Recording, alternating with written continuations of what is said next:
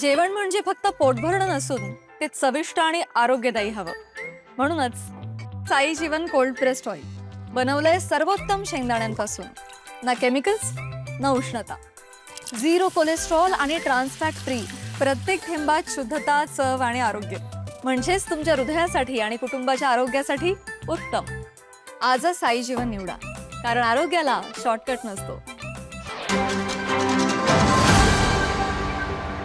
सुनील तटकरे मात्र या दौऱ्यामध्ये दिसले नाही. आता राज्यसभेचे खासदार म्हणून त्या सही करायला जाणार असं त्यांनी काल आम्हाला सांगितलं होतं. त्याप्रमाणे ते गेले असतील. निवडणूक आयोगाला सुनेत्रा पवार यांनी जे पत्र पाठवलेलं आहे त्यामध्ये 2च पदांचा उल्लेख केलेला आहे. विशेषतः प्रफुल्ल पटेल आणि सुनील तटकरे यांच्या पदाबाबतचा उल्लेख करणं या सगळ्या पत्रामध्ये टाळलेलं आहे. त्यामुळं चर्चा सुरू झालेली आहे. आमचा राष्ट्रवादी काँग्रेस पक्ष हा एकसंघ आहे आणि सुनेत्रा पवार वहिनींच्या मार्गदर्शनाखाली हा पक्ष यापुढं अतिशय चांगली प्रगती करेल आणि काही छोटे मोठे मतभेद असतील तर आम्ही एकत्र बसून आम्ही संपवू. पण पक्षाच्या घटना बदलण्याबाबत जे काही स्पष्टीकरण सुनेत्राताईंनी मागवलेलं होतं ते जे काही स्पष्टीकरण तटकरे यांनी दिलेलं आहे त्यावर समाधानी सुनेत्राताई नाहीत असं दिसतंय. त्या योग्य पद्धतीनं याबद्दल आपलं जे मत आहे ते मांडतील. तटकरे साहेबांना साईट आउट करायचा हा प्रयत्न राष्ट्रवादी होता. नाही, तो काही दिसणार नाही. पक्ष आम्ही एकसंघ आहोत आणि सगळा राष्ट्रवादी काँग्रेस पक्ष सुनेत्रा वहिनींच्या नेतृत्वाखाली एकसंघपणानं काम करेल. आज संजय पवार यांनी एक वक्तव्य केलं ज्या पद्धतीनं राष्ट्रवादी काँग्रेस पक्षामध्ये ह्या सगळ्या घटना घडत आहेत. राष्ट्रवादी काँग्रेसचे 25 ते 30 आमदार पुढच्या काही महिन्यांमध्ये भाजपमध्ये विलीन होतील अशा पद्धतीचे एक वक्तव्य संजय राऊत यांनी केले. भविष्यवाणी कशी केली? राष्ट्रवादी काँग्रेस पक्षाचा एकही आमदार हा अजितदादाचा पक्ष सोडून जाणार नाही. एकही आमदार.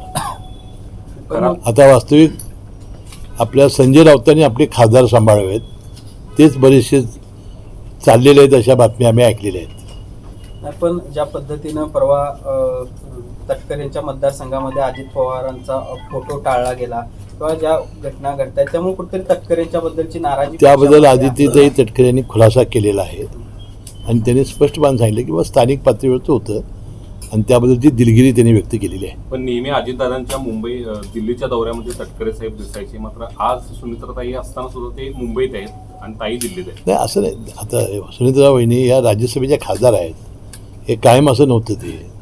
त्या खासदार म्हणून ते गेलेले आहेत आणि आता त्या विधानसभेच्या निवडणुका लढवणार असल्यामुळं मला वाटतं सही करण्यासाठी गेले आहेत. पण आज संजय राऊतांनी असा देखील आरोप केला आहे की भाजपला हवा असेल म्हणजे भाजपला पाहिजे तसा घटना बदल या सगळ्या पक्षाच्या मध्ये ह्या तटकरे आणि प्रफुल्ल पटेल यांनी केला भाजपच्या सांगण्यावर. आता मी सांगितलं ना, ह्याच्याबद्दल काही अर्थ नाही. सगळा हा गैरसमज आहे आणि लवकरच सुनेत्रा वहिनी याचं आपलं मत मांडतील. म्हणजे कुठंतरी चला आता दुसरा विषय काढू. नाही, कुठंतरी दुसरा विषय काढू आपण. बिनविरोध करण्याच्या दृष्टीनं संचालकांनी हालचाली सुरू केली. ती गाडी कुठपर्यंत पोहोचली? नाही, संचालक सगळ्या नेत्यांना भेटतायत. त्यांच्या भावना आहेत किंवा निवडणुका बिनविरोध व्हाव्यात. अजून निवडणुकीची मतदार यादीच झाली नाही तर हे बोलणं हे अतिशय लवकर ठरेल. योग्य वेळेला याच्याबद्दल आपण बोलू.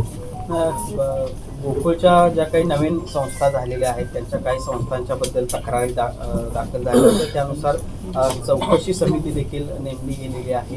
काय याबद्दल सांगू? नाही, चौकशी समितीनं नेमणं त्याची चौकशी होणं हा एक नित्याचा भाग आहे. त्यामुळे ज्या नवीन सोसायटी आहेत त्याबद्दल योग्य ती आता आज उच्च न्यायालयात तारीख आहे. मला वाटतं लवकरात लवकर उच्च न्यायालय याबद्दलचे दोन्ही सुनावण्या घेऊन योग्य तो निर्णय देतील याची मला खात्री आहे. पण या संस्थांची सभासद नोंदणी नियमबाह्यपणे झाली अशा पद्धतीने एका बाजूलाही तक्रार असताना विरोधी गटाच्या संचालिका देखील त्यावरून जे नियमबाह्य असतील ते बाहेर जातील, जे नियमात असतील ते मतदान करतील. पण ज्या अधिकाऱ्यांच्याकडे चौकशी आणि या सगळ्या गोष्टी आहेत त्यांचे एका रात्री त्या ठिकाणावर दुसरा अधिकारी नियुक्त केला जातो. तो शासनाच्या मुख्यमंत्र्यांचा हस्तक्षेप आहे का अशा चर्चा सुरू नाही. तो असला तर मुख्यमंत्री हे राज्याचे शेवटचे हे आहेत. आता ह्यामध्ये चेअरमन हा युतीचाच, सत्ता युतीची. त्यामुळं मुख्यमंत्री महोदय यामध्ये काय करणार नाही असते याची खात्री आहे आम्हाला. या सगळ्या तक्रारी मग अदृश्य शक्ती आहे अशी चर्चा आहे. नाही, ती काय मला माहिती नाही अदृश्य शक्ती कोण आहे. ज्यांनी तुम्हाला हे बोललेलं आहे त्यांच्याकडनं माहिती घ्या. कोल्हापूर शेती उत्पन्न बाजार समितीची सुद्धा चौकशी सुरू आहे. नाही, चौकशी नाही चालू. मी स्वतःच आता तिथं 10 तारखेला चेअरमन निवड आहे आणि तिथं आता सहाय्यक निबंधक हा सचिव यावा असा माझा प्रयत्न आहे. मला वाटते लवकरात लवकर सचिवच सहाय्यक निबंधक सहकारी संस्था यांना केल्यानंतर बरेचसे प्रश्न सॉल्व्ह होतील असं मला वाटतं. पण विद्यमान चेअरमन आपल्याच पक्षाचे होते. कार्यकाळ संपण्याआधी त्यांनी राजीनामा दिला आणि राजीनामा देत असताना कुठेतरी नाराजी देखील नेत्यांच्याबद्दल म्हणजे तुमच्याबद्दल त्यांनी व्यक्त. माझ्याबद्दल मला ते दैवत मानले त्यांनी. नाही, तिथले काहीतरी मतभेद त्यांचे झाले असतील, काय तर झाला असेल, तो भाग वेगळा आहे. परंतु कुठल्याही संस्थेचा कारभार चांगला चालला पाहिजे असा आग्रह आमच्या नेतेमंडळींचा असतो. शक्तीपीठ महामार्गाचं रेखांकन पुन्हा एकदा बदललं आहे. ते कोल्हापूर जिल्ह्यातले काही तालुके होते ते बदलून आता शक्तीपीठ महामार्ग पुन्हा एकदा सातारा जिल्ह्यातून जाणार आहे. कसं पाहता याकडं? कारण शक्तीपीठ महामार्गाच्या ज्यावेळेस आपण निवडणूक आहोत त्यावेळेस आपण एक JR देखील दाखवलं होता, पण आता सध्याची परिस्थिती बदलली, काय सांगायला संदर्भात? नाही, यामध्ये JR माझ्या विधानसभा मतदारसंघातून रस्ता जाणार होता. विधानसभेच्या निवडणुका लागलेल्या होत्या, त्यावेळा तो रस्त्याचं भूमी संपादनाचं आदेश रद्द करण्याचा आपण प्रयत्न केला आणि तो भूमी संपादनाचा आदेश रद्द केलेलं मी नोटिफिकेशन माजी आमदार संजयबा घाडगे यांना दिलं होतं. कारण बराचसाच भाग आमचा त्या कागद तालुक्यातून शेतीचा जात होता. आज मी असं वाचलं की ते अलाइनमेंट बदललेली आहे. ती अलाइनमेंट अजून काय फायनल आहे की नाही मला माहिती नाही, परंतु माझ्या मतदारसंघातून ही अलाइनमेंट आता काढण्यात आलेली आहे. आता राहिला जिल्ह्याच्या बागायती पिकातून गेलेल्या रस्त्याबद्दल त्याची माहिती मी अजून घ्यायची आहे.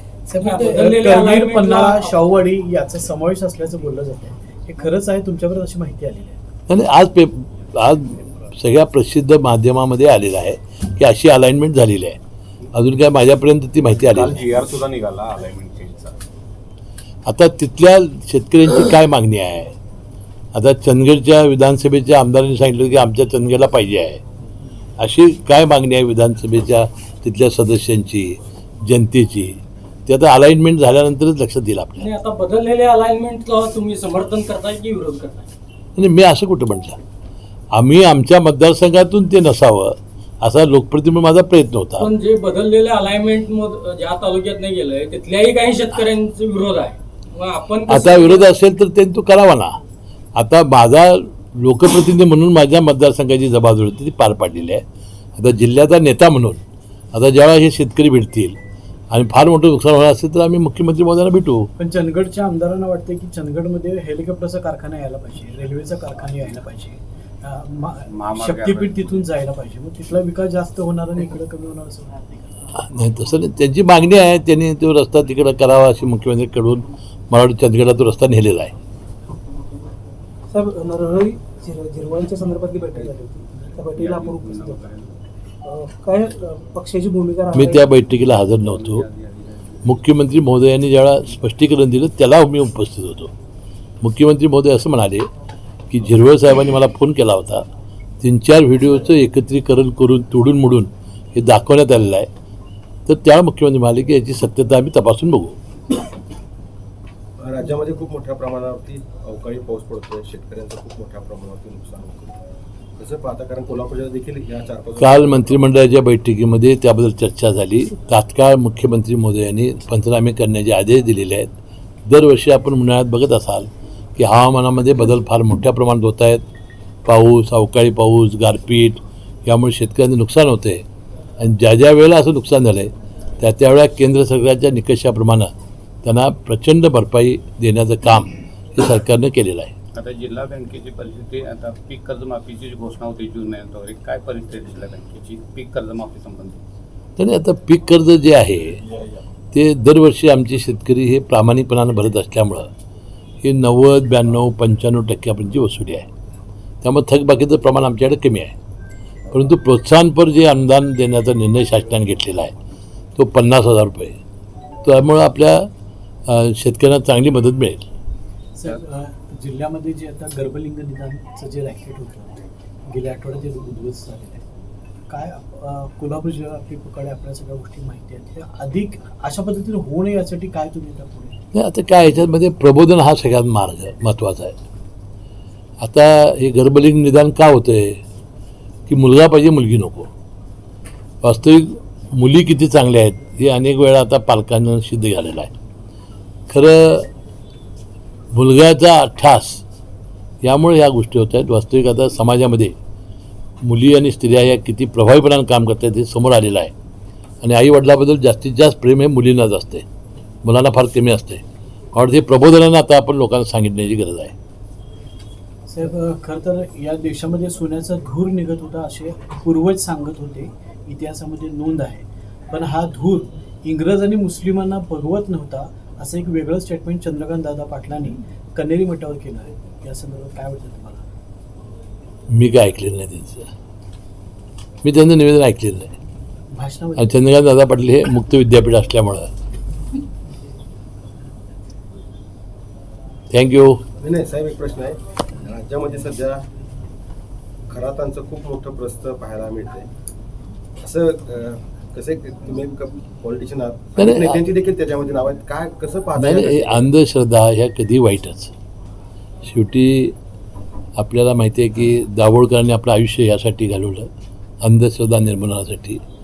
वास्तविक असं जर असतं तर मग फार जगात सोपं झालं असतं. परंतु लोक भावनिक असतात, श्रद्धाळू असतात, कुणावर विश्वास ठेवण्याची त्यांची मानसिकता तयार होते आणि त्यामुळं लोक त्याच्यावर विश्वास ठेवतात आणि अशा गोष्टी धक्कादायक बाहेर येत आहेत की ज्या गोष्टी आता खराताच्या निमित्ताने बाहेर येत आहेत.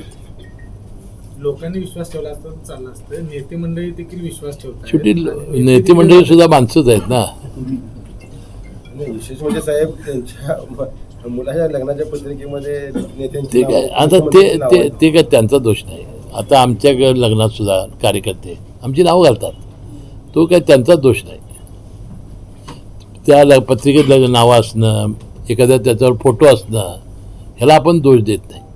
पण त्यांनी केलेल्या त्यांच्या व्यवहारामध्ये त्याचा सहभाग असणं, विशेषतः महिलांच्या शोषणामध्ये, आर्थिक व्यवहारामध्ये, हे वाईट आहे. त्याच्यावर कारवाई झाली पाहिजे. चाकणकरांच्या राजीनाम्यानंतर महिला आयोगाचा अध्यक्ष कोण होणार या संदर्भात आता लवकरच आमच्या सुनेत्रा वहिनीपासून सगळ्या प्रमुख कार्यकर्त्यांना, नेते मंडळींचा विचार करून कोण चांगली महिला आहे ते ठरवतील. इतर पक्षांची देखील नावं चर्चेत आहेत. नाही, राष्ट्रवादी काँग्रेस पक्षाची जागा आहे, त्यामुळे राष्ट्रवादी काँग्रेसचीच एखादी कर्तबगार महिला ही महिला आयोगाची अध्यक्ष होईल. तटकरेंचं चाकणकरांचं बोट का फुटलं या संदर्भात काही चर्चा नाही, किंवा विचारपूस तुम्ही केली का? त्याने तटकरे साहेबांनी खुलासा केला की बाबा माझं बोट कशामध्ये हे झालं होतं. वास्तविक अशा गोष्टी संबंध लावणं हे फार दुर्दैवी आहे.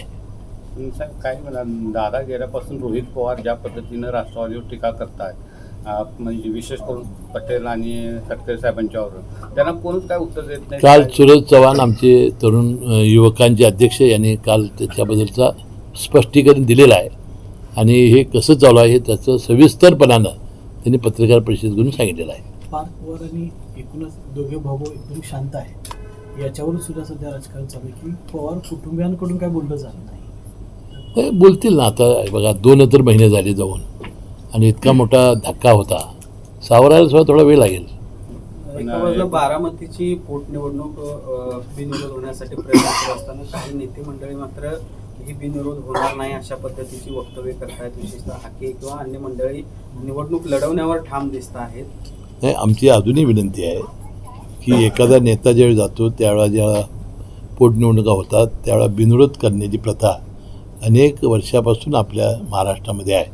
म्हणजे त्या पद्धतीने सगळ्यांनी सहकार्य करून ही निवडणूक बिनविरोध करावी अशी माझी विनंती आहे. याविषयी एकनाथ शिंदे साहेब जे काही ऑपरेशन तुतारे, ऑपरेशन टायगर करत आहेत, त्यांना ते ऑपरेशन सगळं थांबवलेलं आहे. त्यांना सांगितले शरद पवार जे गटातले येतात ते इकडं आणा, भाजपकडे पाठवू नका. ते मला काही माहिती नाही. ते एकनाथ शिंदे साहेबांना किंवा त्यांच्या लोकांना विचारलं पाहिजे, मला काय माहिती असतं.